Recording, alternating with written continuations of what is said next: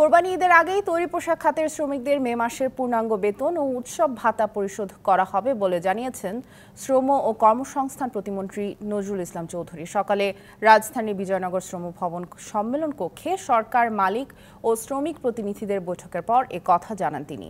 এর আগে বেলা 11:30টার দিকে শ্রম ও কর্মসংস্থান প্রতিমন্ত্রীর সভাপতিত্বে ত্রিপক্ষীয় বৈঠক শুরু হয়। বৈঠকে বিজিএমইএ, বিকেএমইএ সহ এমপ্লয়ার্স ফেডারেশনের প্রতিনিধিরা অংশ নেন। এছাড়াও শ্রমিক প্রতিনিধি হিসেবে 6টি শ্রমিক সংগঠনের নেতারা অংশ নেন।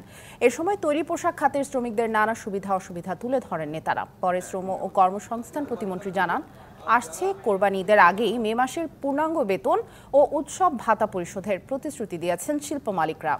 এছাড়াও কোরবানি ঈদের ছুটির আগে মহাসড়কের যানজট এড়াতে এবারে তৈরি পোশাক কারখানাগুলো সমন্বিতভাবে ছুটি দেওয়া হবে বলেও জানান প্রতিমন্ত্রী।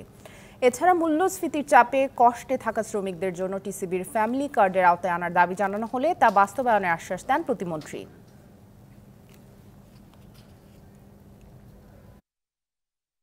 নগদে 500 টাকা বা তার বেশি পেমেন্টে পেতে পারেন ঢাকায় জমিসহ 20 কোটি টাকার পুরস্কার। পরিবারে কতজন আছে, কোনো পরিবারে 2 জন আছে, 1 জন থাকতে পারে, কোনো 7 জন থাকতে পারে। সেই অনুযায়ী রেশিও অনুযায়ী এই টিসিবির খাদ্য সামগ্রী বিতরণ করে সেই ব্যবস্থাটা করা।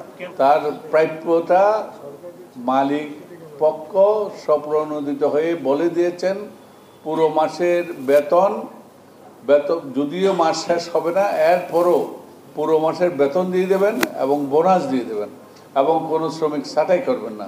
স্পেশাল পরিকল্পনা করেছি, সামনেও থাকবে ইনশাআল্লাহ।